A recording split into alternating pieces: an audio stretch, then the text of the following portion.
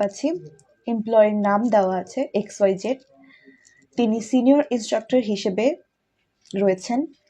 তার অফিস নাম হলো district youth development office Comilla. এবার আমরা এই রিটার্নের ওয়েবসাইটে অলরেডি লগ ইন করেই রেখেছি। রেগুলার এই রিটার্নে গিয়ে দেখতে পাচ্ছি রিটার্ন স্কিম, অ্যাসেসমেন্ট ইয়ার এবং ইনকাম ইয়ার অটোমেটিকে দেওয়া আছে। রেসিডেন্ট স্ট্যাটাসে গিয়ে আমরা রেসিডেন্টের ঘরটা ফিল আপ করে ফেলি। এরপর any taxable income in the income ইয়ারে ইয়েস বাটনে ক্লিক করে, যেহেতু উনি একজন সরকারি কর্মচারী, দ্যাটস এ ইনকাম ফ্রম এমপ্লয়মেন্টের ঘরে টিক দিয়ে দেন সেভ অ্যান্ড কন্টিনিউ দিয়ে নেক্সট পেজে চলে যায়। নেক্সট পেজে দেখতে পাচ্ছি location of main source of ইনকামে তিনি যে প্রতিষ্ঠানে কর্মরত আছেন সেখানকার অ্যাড্রেস যাচ্ছে। সো আমরা আবার একটু স্যালারি সার্টিফিকেট দেখে আসি। সেখানে দেখতে পাচ্ছি ওনার অফিসের অ্যাড্রেস হচ্ছে কুমিল্লা, যেটার লোকেশন এনি আদার এরিয়াতে পড়েছে। সো এনি আদার এরিয়াতে ক্লিক করে ঘর ফিল আপ করে দিলাম। এরপর claims tax rebate for investment, যেটা আমরা ইয়েস ক্লিক করেছি, এটার কারণ হচ্ছে স্যালারি সার্টিফিকেটে গিয়ে আমরা ওনার ইনভেস্টমেন্ট সম্পর্কে জানছি, যেমন হলো general provident fund, employment benevolent fund এবং এমপ্লয়মেন্ট ইন্স্যুরেন্স ফান্ডে ওনার ইনভেস্টমেন্ট রয়েছে। এরপর ই রিটার্নের ফরম্যাটে গিয়ে আমরা ট্যাক্স রিবেটের ঘরে ক্লিক করে ইয়েস বাটন ক্লিক করছি। গ্রস ওয়েলথ ওভার 50 লাখ, এখানে নো দিব যেহেতু এটা ওনার ফার্স্ট রিটার্ন। এরপর সেভ অ্যান্ড কন্টিনিউ দিয়ে নেক্সট পেজে চলে যাচ্ছে। ইনকাম ফ্রম এমপ্লয়মেন্ট টাইপে উনি একজন government service holder, that's why government pay স্কেলে payment through iBAS plus plus click করে নেম অফ দ্য অফিসে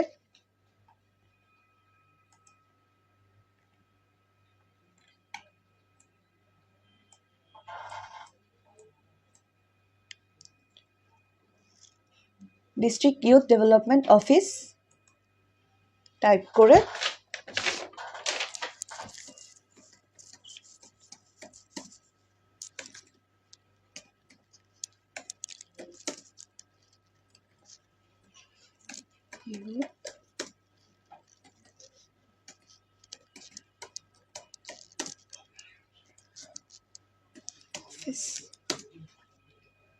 এরপর ডেজিগনেশন লিখে দিচ্ছে সিনিয়র।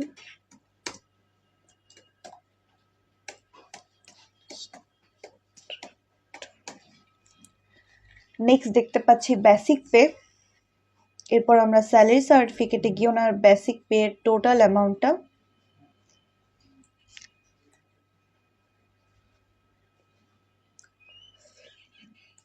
এই রিটার্নে ইনপুট দিব।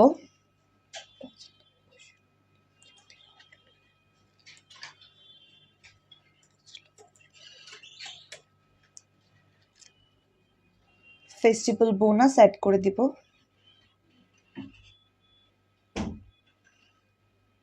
এরপরে আমরা দেখতে পাচ্ছি হাউস রেট অ্যালাউন্স এর ঘর। স্যালারি সার্টিফিকেটে গিয়ে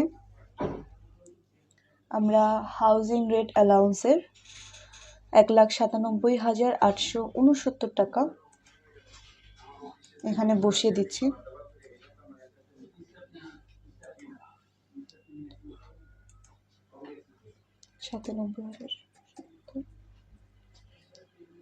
দেন স্যালারি সার্টিফিকেটে গিয়ে মেডিকেল অ্যালাউন্সেস 18,000 টাকা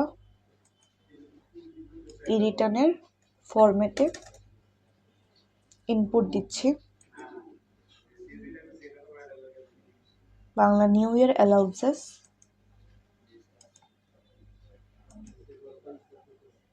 9,460 টাকা। ফেস্টিভ্যাল অ্যালাউন্সেস স্যালারি সার্টিফিকেটে দেওয়া আছে 94,600 টাকা।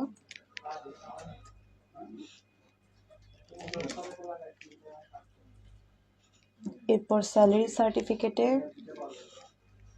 এডুকেশন অ্যালাউন্সেস দেওয়া আছে, যেটা আমরা অ্যাড মোডে গিয়ে সার্চ করব।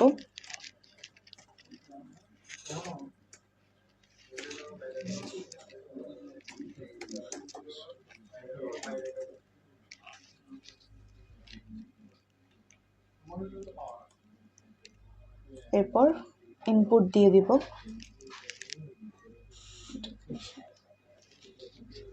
12,000 টাকা।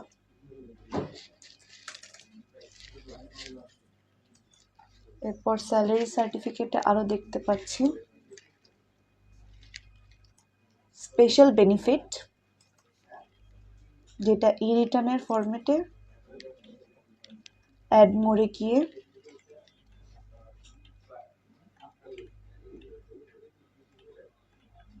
স্পেশাল পে হিসেবে আমরা পেয়ে যাব। এখানে স্পেশাল বেনিফিটের অ্যামাউন্টটা বসিয়ে দিব 28,267 টাকা।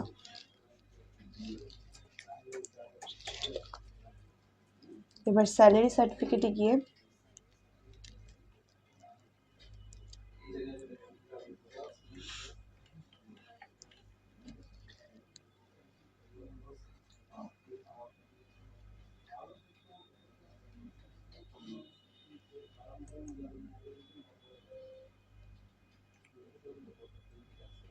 দেখতে পাচ্ছি আমরা সবই মোটামুটি ইনকাম ও এমপ্লয়মেন্টের বসিয়ে দিয়েছি।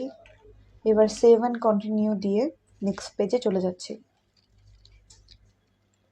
ইনকামের ঘরে গিয়ে ইনকাম সামারি, এমপ্লয়মেন্ট সামারিতে টোটাল অ্যামাউন্ট 9,25,536 টাকা এসেছে এবং ট্যাক্সেবল অ্যামাউন্ট এসেছে 6,88,207। রিবেটের ঘরে চলে এসেছি। এখানে দেখতে পাচ্ছি জিপিএফ এর একটা ঘর রয়েছে, যেখানে আমরা জিপিএফ এর অ্যাকাউন্ট নাম্বার বসিয়ে দিচ্ছি। এরপর স্যালারি সার্টিফিকেটে গিয়ে জিপিএফ এর অ্যামাউন্টটা দেখব 1,34,400 টাকা। এটা আবার ই রিটার্নের ফরম্যাটে বসিয়ে দিচ্ছি।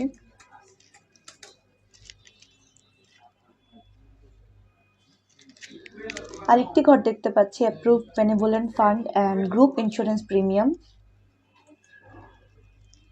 বাটনে ক্লিক করে বেনেভোলেন্ট ফান্ডে ইনভেস্ট করা অ্যামাউন্টটা এই রিটার্নের ফরম্যাটে ইনপুট দিচ্ছি 600 টাকা এবং গ্রুপ ইন্স্যুরেন্স প্রিমিয়ামের অ্যামাউন্ট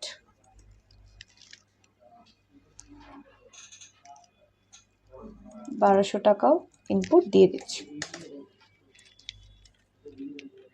এরপর সেভ অ্যান্ড কন্টিনিউতে গিয়ে ট্যাক্স অ্যান্ড পেমেন্টে চলে যাচ্ছে, যেখানে আমরা দেখতে পাচ্ছি আমাদের ট্যাক্স এসেছে 8,211 টাকা। সবাইকে ধন্যবাদ। ট্যাক্স সংক্রান্ত আপডেট পেতে ইনকাম ট্যাক্স বিডির সাথেই থাকুন।